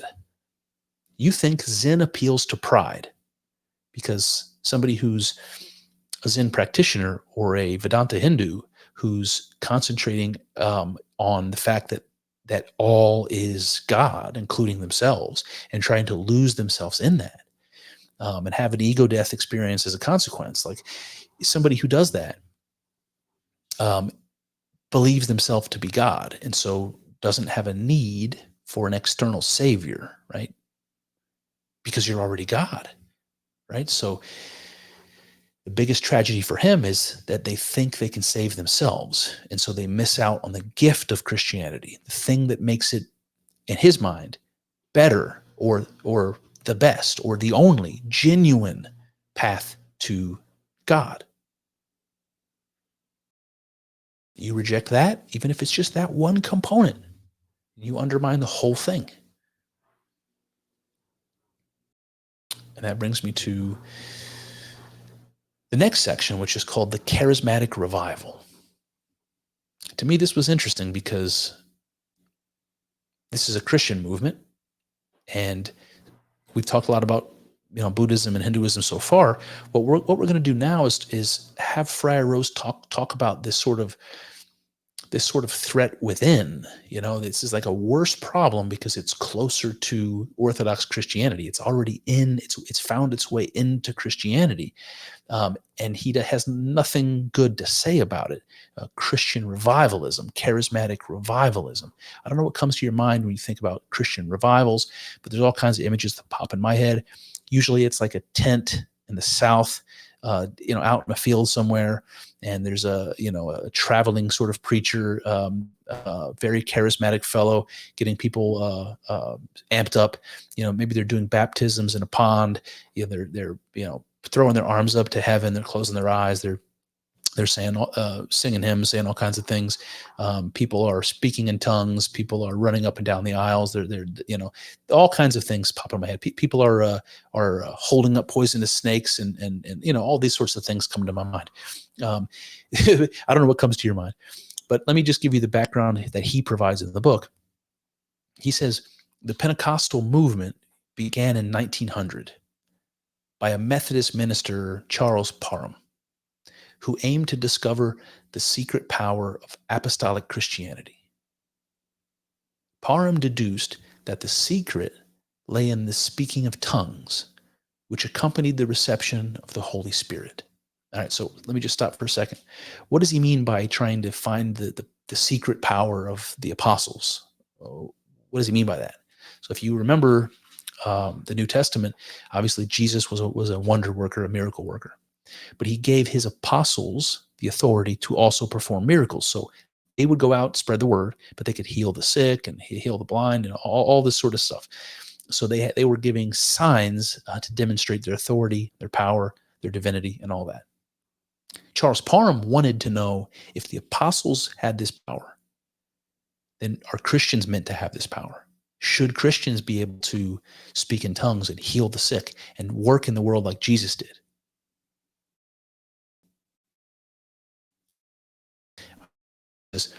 Parham and his students resolved to pray until they received the baptism of the Holy Spirit, together with speaking in tongues. Within 3 days, there were many such baptisms. Soon the revival spread through the world. All right, so you have people here who think that they can achieve what the apostles did. They can receive the blessing that the apostles received from Christ. They can be a continuation of the apostolic process and work miracles and be witness of Christ on earth. That every Christian has the ability to do that. And if you pray hard enough, God will bestow that grace on you. And the sign of that will be that you speak in tongues. You'll be able to speak in languages that you don't know or understand. And again, some of his students and Charles himself were able to do this. And as soon as the world found out this was possible and what they have achieved, it became what we call the charismatic revival. And this is something that spread from Pentecostalism all over the place in Christianity. So you can see this ecumenism there that Friar Rose is going to have some trouble with. So let's keep going. He says, what can be the reason for such a spectacular success of a Christian revival? The answer lies in two factors. Millions of Christians who feel that their religion is dry, over-rational, merely external, without fervency or power. And the evidently powerful spirit that lies behind the phenomena, which is capable of producing a variety of charismatic phenomena. He says the charismatic movement claims to have found a means for receiving the Holy Spirit. Are we to believe some new revelation capable of transmitting grace to people who have no experience of the mysteries which Christ instituted and no contact with the apostles whom he appointed to administer the mysteries? The Holy Spirit is given precisely through the sacrament of chrismation. There is no other path. All right, so the idea here is that if anybody can be granted this power of speaking in tongues and be baptized by the Holy Spirit, if anybody has access to this, and these Pentecostals have figured out how to give this gift to people, to take them through the motions, get them this gift. He's saying that, well, according to Orthodox tradition and according to Christianity, that the Holy Spirit is given only through the sacrament of chrismation. If you don't know what he means by chrismation, we Catholics call that confirmation, but it's to be anointed into the church, to become a part of the church, to become one with the church. And I want to point out that's this far away from saying to be one with Christ or to be one with God, which Friar Rose has all kinds of issues with Hindus saying, but he's suggesting the Holy Spirit is given precisely by becoming one with the church. That means, in Friar Rose's mind, the Orthodox Church. There is no other path. So how is it that God's grace can be bestowed on and the gift of tongues and healing be bestowed on just to anybody? Even people who haven't had experience of the mysteries or the sacraments of the religion. It's impossible. According to the tradition, It's impossible. And because it's impossible, if it's happening, it must be demonic. He says, far from being given spontaneously without man's interference, as are the true gifts of the Holy Spirit, speaking in tongues can be caused to occur quite predictably by a concentrated group prayer accompanied by psychologically suggestive hymns. This is the realm of psychic mechanisms and techniques. All right, so he's just pointing to the peer pressure that's involved in these giant prayer meetings where people are expected to start speaking in tongues. He's like, well, if you put them in a situation like that, they're going to pretend, or you're going to get them to a state of mind where they will convince themselves that it's real. It's all the psychological techniques. It's nothing spiritual going on here. It's messing with someone's mind. This is like hypnotism or mesmerism. It's not genuine. Now, I want to read, like I did before, where he quoted a Christian who was doing yoga and a Christian priest who was doing Zen meditation. And he was giving these, what seemed to me to be really kind of positive quotes of their experience, but he was doing it in a derogatory way. Here, I want to do the same thing. This is what he does when he talks about the people participating in these charismatic revival prayer meetings. So this is a Christian person taking part, and he has this to say. And this one's a little bit more obvious. I want you to pay attention just to the tone of it.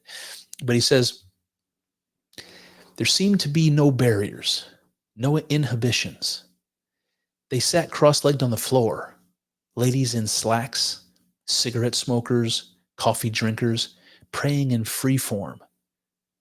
It occurred to me that these people were having a good time praying. The atmosphere is sufficiently informal that no one is surprised when the Spirit inspires an elderly woman to stand up and dance a little jig.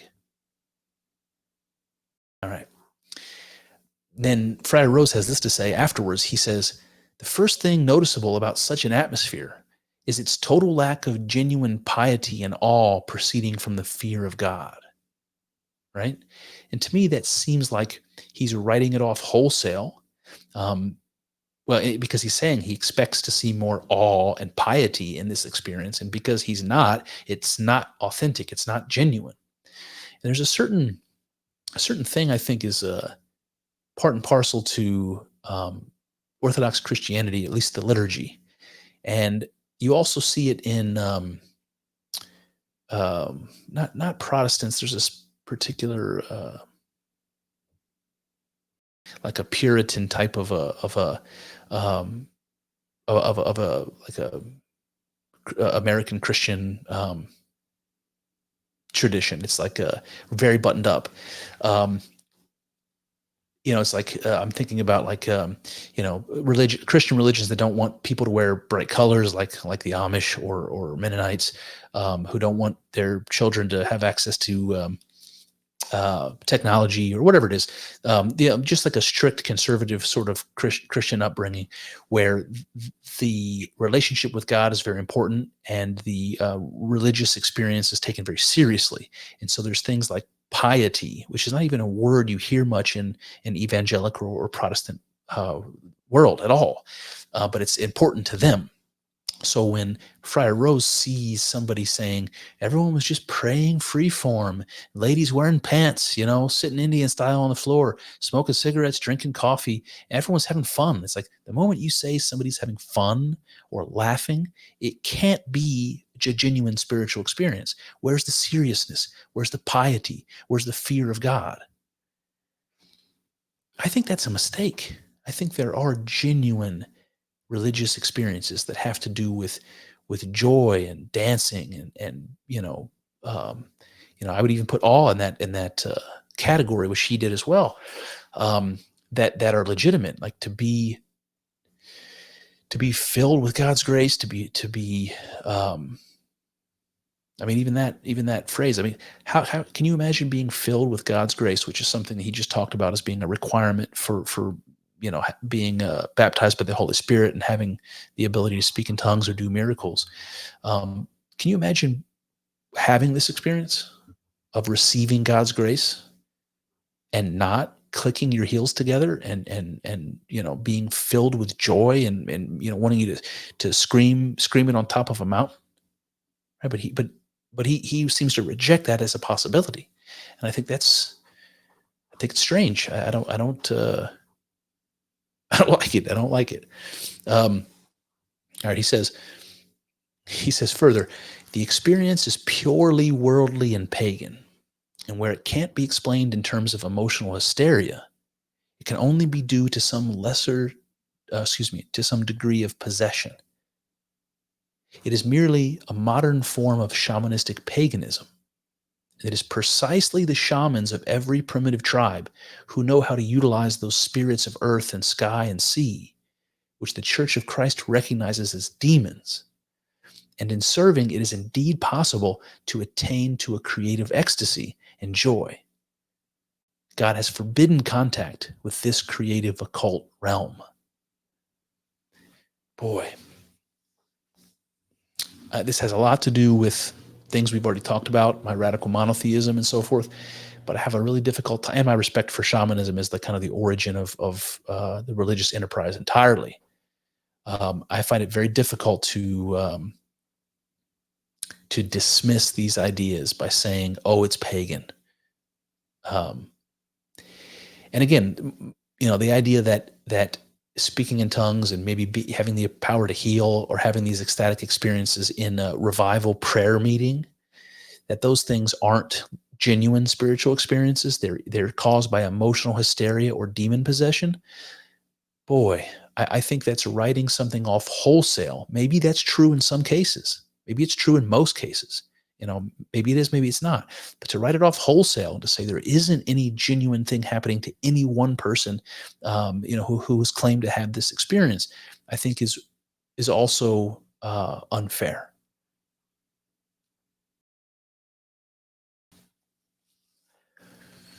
And so if you have any sort of ecstasy experience, if you have any feeling of joy, clearly that doesn't correspond to piety and awe proceeding from the fear of God. So it must be false, either coming from you or from a demon. And he's saying this about Christian charismatic revival prayer meetings. All right. He says, this is where I want to, this is the place here where I wanted you to carefully listen to Friar Rose's words. This is kind of a hodgepodge, but I just want to read this to you to give you the feeling for what it is he thinks about these charismatic revival experiences. He says, the charismatic revival is strangely combining Christianity and paganism. He says, the crudest form of American popular music is Christianized at mass festivals. This strange conglomeration of sacrilege and absolutely unenlightened worldliness. Protestant evangelists in their mistaken private interpretation of the apocalypse. Typical revivalist immodesty. Pompously spirit-filled. He says, one looks in vain for an indication that this awakening is inspired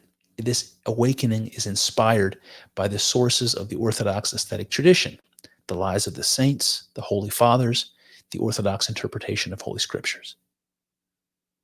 So I know I stumbled all over my words there, but I just wanted you to see that. It's a little bit of a hodgepodge. I just kind of put some various things together that he said, but I wanted you to get the idea. He calls it crude. He's talking about how Christian music is sort of bastardized into some like pop rock for entertainment purposes. Everything seems worldly and sacrilegious. He talks about Protestants in their mistaken private interpretations of the apocalypse, talking about the end of times. And what he means by private is the same thing he said before about how you can't allow experience to be your personal experience to be the judge of an authentic spiritual experience, because it omits the tradition. And what he's saying the same here, that Protestant evangelists have these mistaken private interpretations of the apocalypse. Right? They're not based on the tradition of the church. They're their own interpretations, so they're false. And then he says, typical revivalist immodesty, pompously spirit-filled. So you see what I'm saying. He doesn't have anything good to say. It's like the way that the revivalists, the optics of the Christian revivalist movement and this charismatic movement, to him, nothing about it seems sufficiently spiritual or holy or religious. It seems to him worldly. It seems to him to be about psychological catharsis, and to be about like a Dionysian sort of joy that you have through dancing and revelry and partying. Like, this is what's taken over what's supposed to be a genuine attempt at connection with God. He said, one looks in vain for indications that this awakening is inspired by sources of the Orthodox tradition. And then he quotes Bishop Ignatius, and I think this kind of boils down his objections really well. He says, Bishop Ignatius says, fancying of himself that he is filled with grace, he will never receive it. So the idea here is, if you're convinced that you've had a spiritual experience, maybe you're going to stop looking, or maybe you're only going to go after this false experience and never find the real one. If you've had an experience, if you think the peak of this spiritual experience, then what's left to look for? If you think you found it and you haven't, you are in error. You will miss out. And that's the biggest risk of ecumenism. If you open yourself up to other religious ideas and experiences, and you have them, and they aren't the real, genuine article offered by the Christian mysteries, then you're just going to stop looking. You're going to miss out, and you're going to burn in hell. Lastly, he says, it is true enough, to be sure, that an Orthodox awakening would be much to be desired. In our days when many Orthodox Christians have lost the salt of true Christianity and the true and fervent Orthodox life, modern life has become too comfortable, worldly life too attractive. Orthodoxy has become simply a matter of membership or the correct fulfillment of external rites and practices. So that's part of what we read earlier, part of what he thinks to be what's deeply wrong and missing in the Orthodox and in the Christian sphere today. And that brings me to my conclusion. So I'm going to wax on this for just a second. Does ecumenism have the power to enlighten Christians on their own faith? Can our mutual religious perspectives provide new context or deeper understanding of our own beliefs and revelations? Or is Christianity some kind of glass cathedral which sees every foreign object as a potentially devastating threat to its own integrity? I think there's truth on both sides.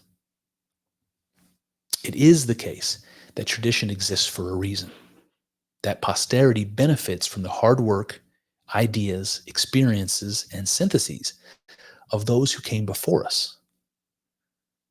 It is true, even when meaning is obscured by time and complacency, that things like ritual, ceremony, and mythology hold deep value. So deep, in fact, that we often unconsciously preserve them without even knowing why.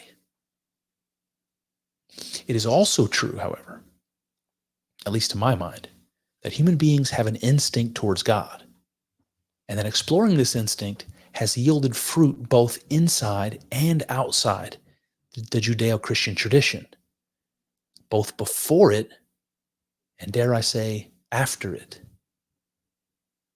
The religious path weaves in and out of time and culture, and for this reason, the accomplishments of various faiths can and perhaps should inform others. As an example, comparative religion has been incredibly useful in uncovering deeper meaning in Judeo-Christian ideas. When, for instance, the Bible describes God as chaos or tehom, we might wonder, what does it mean that God is chaos? An exploration of those pagan faiths that pre-existed and lived alongside ancient Judaism helps to answer this. Taoism from ancient China, on one hand, speaks of God or Tao as a mystical, paradoxical unity, as the most radical monotheism. God is one. It is everything and contains everything, existing and in potential. The symbol of yin-yang represents this unity, but also shows an internal division, yin and yang, light and darkness, good and evil. Next, we look at the word tehom, or chaos. What is it? Well, the ancient Greeks had chaos in their creation story too. The primordial goddess alongside her husband Cosmos. Like the yin and yang, chaos and cosmos are the union of opposites. They are God itself, the place where everything originates. Like the Greeks, the ancient Babylonians have a similar tale. Instead of chaos and cosmos, they speak of Tiamat and Apsu. Tiamat is the mythological dragon of chaos, and her name is a direct cognate of the Hebrew tehom. Tiamat is the living, creative force and the salt water. Apsu is the god of order and of fresh water. They are both water, a unity, but divided as the yin-yang is divided. And this brings me back to the Bible, which speaks of creation as an act of division or separation. Light is separated from darkness, the earth from the heavens, and Eve from Adam.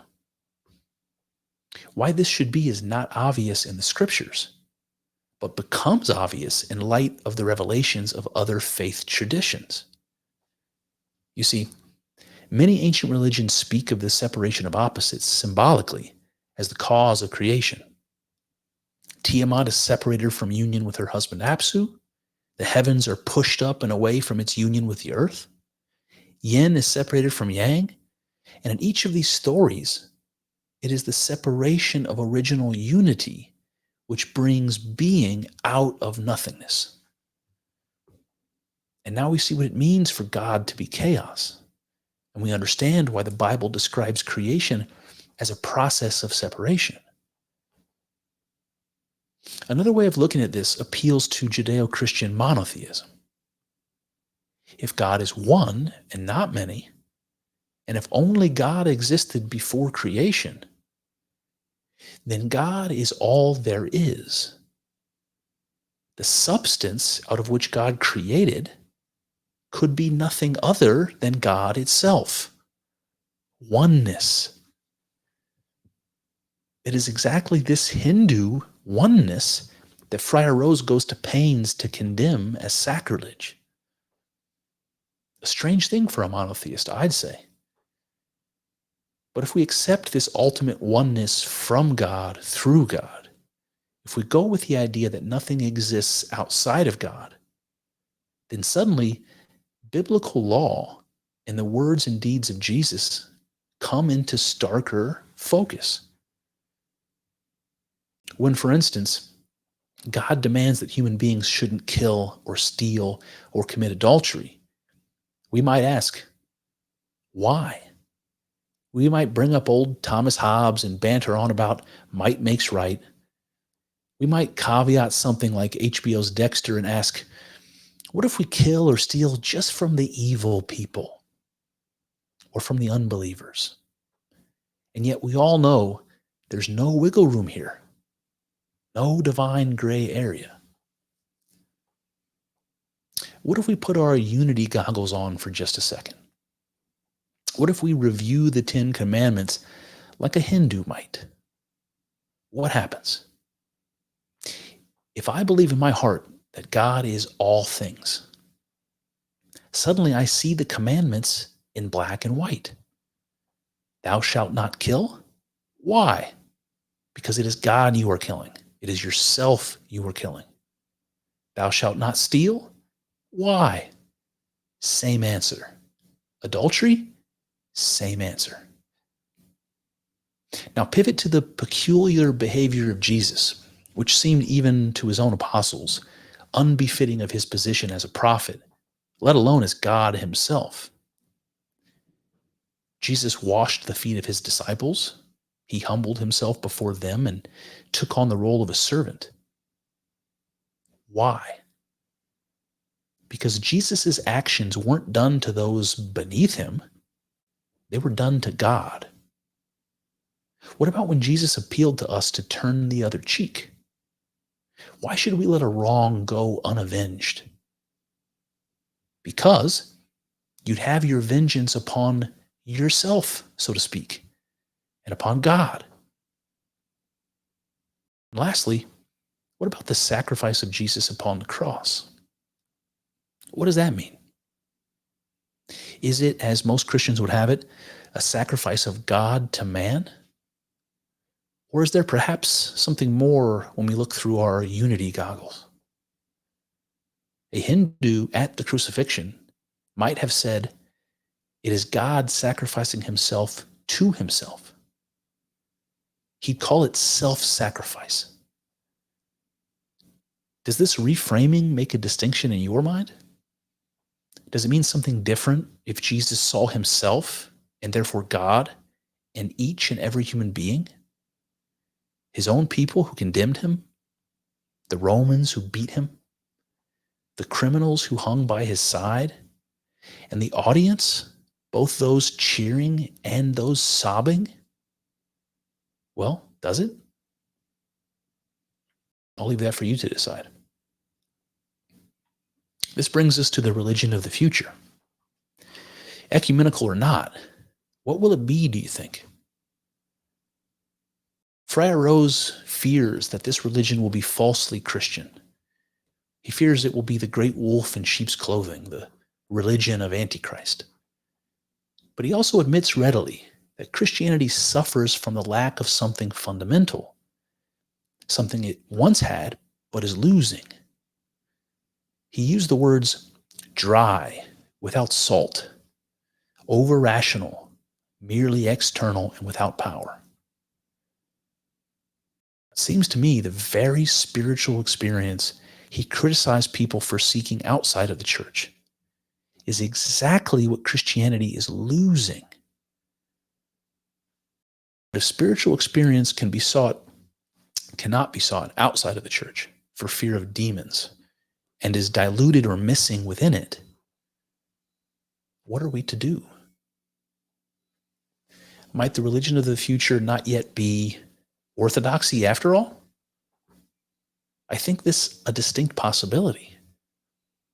One reason being the doctrine of theosis, which is unique to Orthodoxy, and the other being the answer to the seeker's desire for genuine spiritual experience.